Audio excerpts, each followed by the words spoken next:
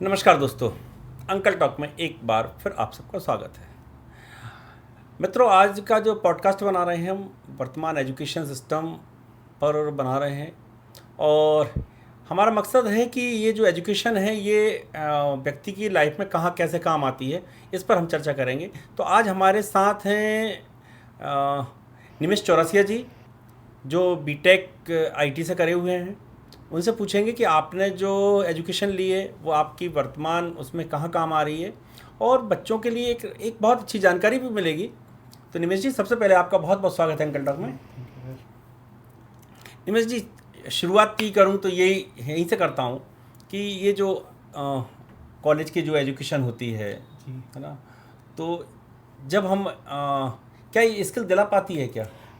College की जो education है वो स्किल तो नहीं दिला पाती। मोस्टली क्या है कि थ्योरिकल नॉलेज ज़्यादा देते हैं जी, प्रैक्टिकल वर्क नहीं है ज़्यादा। जब तक प्रैक्टिकल वर्क नहीं होगा तब तक स्किल डेवलप नहीं होती। आज हम जो बात करते हैं स्किल डेवलपमेंट की, बहुत ज़्यादा बात हो रही है, चारों तरफ स्किल डेवलपमेंट की बात हो रही है। और हमारे जो कॉलेज हैं, महाविद्यालय हैं, बहुत सारी यूनिवर्सिटियां हैं, तो क्या वो सब ये जो स्किल डेवलपमेंट में कुछ आगे बढ़े हैं या जो पहला परंपरागत जो सिस्टम था उसी पे काम कर रहे हैं? परंपरागत सिस्टम पे ही आज भी है। वो जो एक ब्रेक लेना था बीच में, वो ब्रेक नहीं ले पा रहे हैं कि स्किल्ड पे आ पाए। अच्छा, ये जैसे लोग बीए कर लेते हैं, बीएससी कर लेते हैं, बीकॉम कर लेते हैं, और आपने तो मतलब आईटी से जो है किया हुआ है, तो ये फिर आप सरकारी नौकरी की दृष्टि से करे थे? आपने जो किया जी, एजुकेशन ली, आपने सरकारी नौकरी में जाने के लिए किया था या स्किल अपनी खुद की स्किल से कुछ करने की तरफ था? मेरा था कि मेरी जो स्किल है उसकी तरफ से मैं अपने काम में आगे बढ़ूं।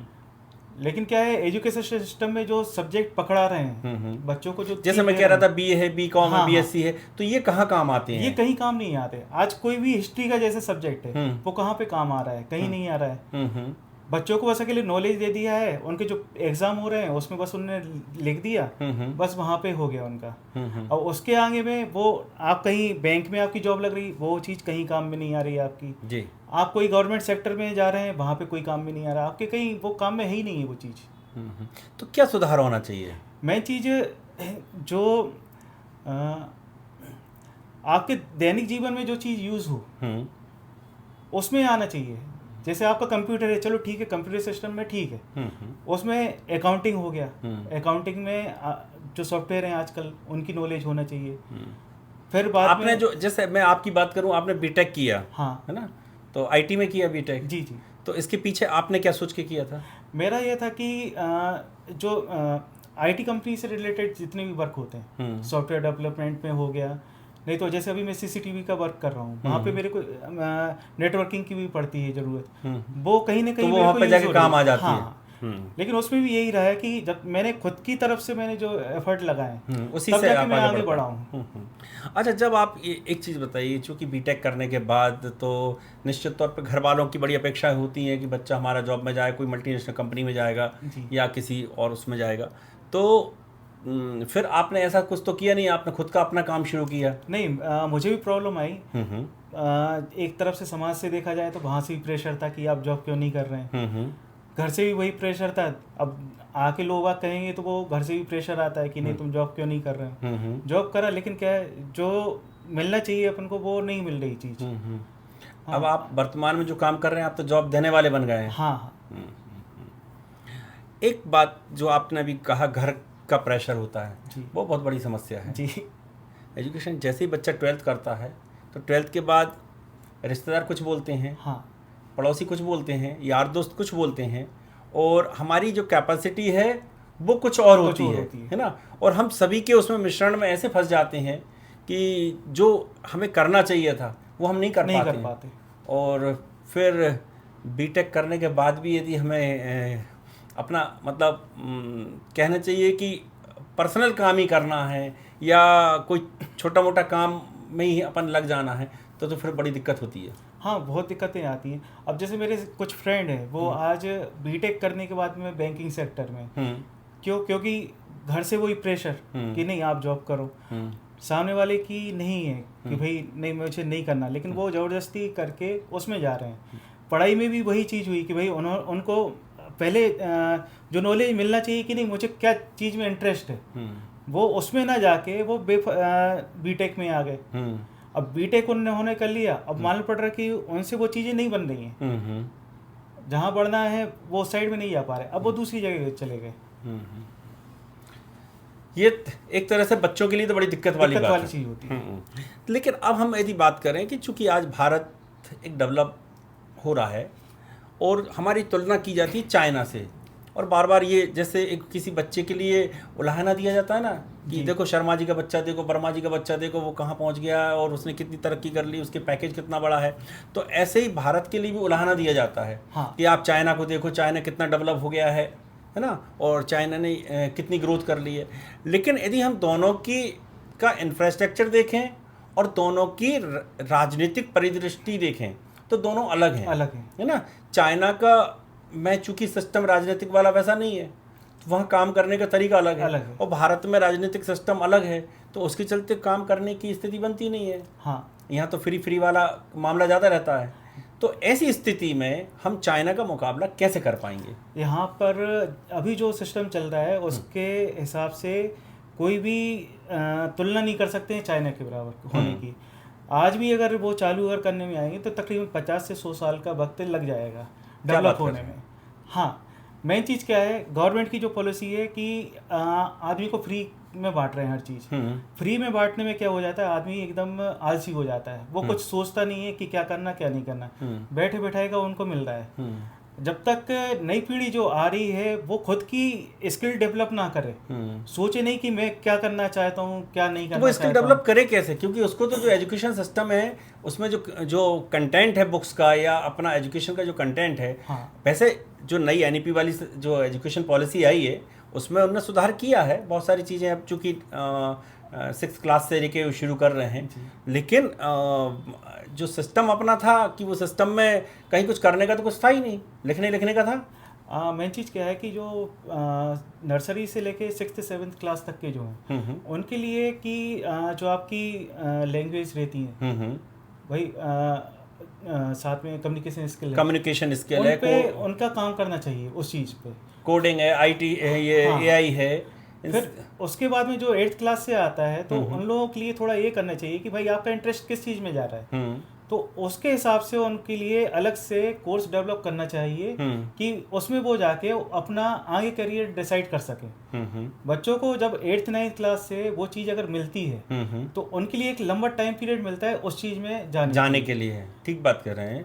अभी तो वर्तमान में 12th तक तो कुछ करना ही नहीं है, और 12th के बाद फिर 3 साल आपके ग्रेजुएशन के लिए लग जाते हैं, तो उसमें चले जाते हैं, और उसके बाद फिर कंपटीशन एग्जाम की जो तैयारियां होती हैं तो 2-3 साल उसमें चले जाते हैं। 4-5 साल उसमें अपना जो टाइम है वो पूरा बर्बाद करते हैं। अब वो जो टाइम वो बर्बाद कर रहे हैं उसमें वो कहीं अच्छे से वो सेटल हो सकते हैं। अच्छा, आप जैसे आज का यूथ है, आज का टीनेजर्स हैं, तो उनको आप क्या सलाह देना चाहेंगे कि भाई पढ़ने के साथ साथ काम करना चाहिए उनको, या सिर्फ पढ़ने पे ही फोकस करना चाहिए? पढ़ने के साथ में काम पे भी फोकस करना चाहिए। आप काम करेंगे तो आपके लिए और भी चीज़ें देखने मिलती हैं कि हमें कहाँ पे आगे बढ़ना चाहिए। और साथ में क्या रहता है कि आपने अगर एक लाइन पकड़ना चालू कर ली तो उसमें आप अपना बिजनेस करना चाहते हैं तो आप बिजनेस भी सेटल कर सकते हैं। कम एज में जो इंसान बिजनेस सेटल करता है वो उसके लिए ग्रोथ के चांसेस बहुत अच्छे बढ़ जाते हैं। आपने वही चीज़ अगर करी कि मेरा ये क्या कहते हैं ग्रेजुएशन कंप्लीट हो गया, उसके बाद मैं करूँगा कंपटीशन एग्जाम की तैयारी करेंगे, अब उसमें भी आपका नहीं हुआ फिर आप करने जाएंगे बिजनेस। अब जब तक आपका बहुत लंबा टाइम निकल गया और ये कंपटीशन बढ़ जाती है उतनी देर में। और दूसरा क्या रहता है कि आप में एक जो डिस्कलरी की कैपेसिटी रहती है वो चीज़ बढ़ जाती है। बिल्कुल सही कह रहे हैं, बिल्कुल सही कह रहे हैं। तो ये बात तो आप जो बोल रहे हैं बहुत सही बात बोल रहे हैं, लेकिन अब दिक्कत यहाँ ये आ रही है कि आज की जो जनरेशन है वो, पहले एक समय था कि सब डॉक्टर इंजीनियर बनना चाहते थे, फिर एक समय आया डॉक्टर बनने की होड़ लग गई, और अब जो समय है वो IAS IPS बनने की होड़ लगी हुई है। तो सब कोई UPSC MPSC देनी है और उसी की तैयारी में वो 2 4 5 6 साल लगा देते हैं, वो जबकि पता है कि कितनी गिनी चुनी सीटें हैं और उस सीट के लिए इतने सारे लोग हैं, है ना, कंपटीशन बहुत लंबा है उसमें, तो अपना बहुत बहुत ज़्यादा जो समय है वो उसमें वेस्ट कर देते हैं। तो ऐसी स्थिति में तो निश्चित उनको कुछ ना कुछ ऐसा वो करना चाहिए कि इसके साथ साथ, लेकिन अब वो है ना कि बात घर वालों की अपेक्षा है कि हमको तो कलेक्टर बनाना है। नहीं, तो एक तोड़ा जाता है वहाँ पे, भाई आपकी जो जिस चीज़ में आपकी रुचि है आप उसके लिए बढ़ाइए। घर वालों की भी ये कि दिखता है कि नहीं ये कर रहा है, हो रहा है, तो वो भी इंटरेस्ट लेने लगते हैं, हाँ करो आप। अब जब तक आप नहीं बढ़ेंगे तब तक वो लोग भी यही बोलेंगे कि नहीं आप गवर्नमेंट जॉब की। देश के अंदर, दुनिया के अंदर ऐसे बहुत सारे उदाहरण हैं कि जो अपनी दम पे लोगों ने बड़े बड़े एम्पायर खड़े करे हैं। हाँ, तो क्या बच्चों को उनके बारे में पढ़ाना चाहिए? हाँ, उनके बारे में पढ़ाना चाहिए जिससे कि वो इंस्पायर हों उसमें। हाँ, है ना जी। तो क्योंकि अब आप लेकिन यहाँ एक उल्टी बात हो रही है। उल्टी बात ये हो रही है कि पैकेज देखे जा रहे हैं जी। वर्तमान में जो स्थिति है वो पैकेज पे आके ख़त्म हो गई हैं कि हर व्यक्ति का पैकेज दिखाई दे रहा है कि इसका पैकेज इतना इतना इतना है, लेकिन उस पैकेज तक पहुँचने के लिए जितना एफर्ट चाहिए वो एफर्ट नहीं हो पा रहा है। देखिए सर, क्या है, मेन चीज़ अपने कोर्स में क्या है कि नेहरू गांधी इन लोगों के बारे में पढ़ा रहे हैं। अब इनके बारे में पढ़ा रहे हैं तो कहीं पे यूज़ तो है नहीं है, बच्चे के दिमाग में बस वही तक रह गया। अब जब उसको बिजनेस के बारे में हो गया, साथ में कोई लैंग्वेज हो गई, नहीं तो और भी जो चीज़ें हैं उनके बारे में अगर उसको मालूम पड़ रहा है, कंप्यूटर है, साइंस है, मैथ है, स्किल्ड उसको डेवलप हो रही है। एक मैकेनिक भी ले लीजिए कि मैकेनिक के बारे में भी उसको अगर जानकारी मिल रही है तो मेरा तो ऐसा मानना है 8th 7th 8th क्लास के बच्चे को भी मैकेनिकल लाइन शुरू कर देनी चाहिए। हर संस्था में मैकेनिक की लाइन, मतलब मैकेनिक, अब उसका मतलब ये नहीं है कि हम उसको मैकेनिक बना रहे हैं। हाँ। लेकिन ये है कि उसको कम से कम वो एक हुनर तो उसके पास आ जाएगा। मशीनरी भी है तो मशीनरी के बारे में उसको नॉलेज होना चाहिए कि इसमें क्या क्या चीज़ें डली हैं, तब तो वो इनोवेशन कर पाएगा। बिल्कुल ठीक। आज अगर देखा जाए कि इंडिया में इनोवेशन क्या हो रहे हैं, कोई नहीं है आज।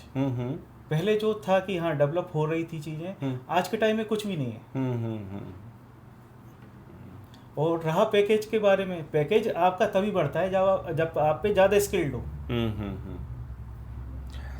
देखिए, वैसे तो हम कहें या हम देखें तो स्थिति ये हो रही है कि युवाओं की एक बहुत लंबी लाइन बेरोजगारी जिसे कहें, बेरोजगारी की एक बहुत लंबी लाइन खड़ी दिखाई दे रही है और सरकारी नौकरियों की तरफ ही लोग भाग रहे हैं। तो सरकारी नौकरियां उतनी है नहीं है जितने लोग हैं, और हर साल कहना चाहिए कि बहुत सारे बच्चे उसमें आ जाते हैं, डिप्रेशन में भी आ रहे हो, फिर पास आउट होके वो एक उसी लाइन में फिर जुड़ते जा रहे हैं। लेकिन उस लाइन को कम करने के लिए सिर्फ मुझे लगता है एक ही विकल्प है, और वो है कहीं ना कहीं उनको रोज़गार उपलब्ध होना चाहिए। और रोज़गार के लिए हम पहले से ही तैयारी करें उनके लिए, तो शायद, वैसे सरकारें बहुत अच्छे इनोवेशन लेके आ रही हैं, बहुत अच्छी चीज़ें लेके आ रही हैं कि वो करने के लिए, लेकिन जो बच्चों की तरफ से उत्साह दिखना चाहिए वो दिखाई नहीं दे रहा है। ये तो सर आप सही कह रहे हैं, लेकिन क्या है कि गवर्नमेंट अपनी तरफ से एफर्ट डालेगी, लेकिन आज जॉब की देखी जाए कि जॉब की कितनी संख्या है, जॉब की उतनी संख्या नहीं है जब तक आप डेवलप नहीं करेंगे। आज जैसे मैं भी वर्क कर रहा हूँ, मेरे साथ में 4 से 5 लोग काम कर रहे हैं, मैं जॉब प्रोवाइड कर पा रहा हूँ। अगर ऐसे ही अगर और भी लोग अगर काम कर रहे हैं, फैक्ट्री चालू कर रहे हैं, कुछ भी कर रहे हैं, ठीक बात है, तो वहाँ से जॉब क्रिएट होती है। आप ये हमेशा क्यों सोचते हैं कि नहीं हमें जॉब चाहिए मुझे, आप जॉब देने वाली भी तो नहीं है। ठीक बात है। चलिए निमिष जी, चूँकि बातें तो बहुत सारी हैं और हम यही चाहते हैं कि नई एजुकेशन पॉलिसी तो जो आई है वो ठीक है, लेकिन जो बच्चे स्कूल कॉलेजों में पढ़ रहे हैं वो साथ साथ में कुछ ना कुछ काम भी करेंगे तो हम निश्चित तौर पर चाइना जैसी स्थिति में आने में ज़्यादा टाइम नहीं लगेगा। तो आपने समय दिया उसके लिए बहुत बहुत धन्यवाद जी। नमस्कार।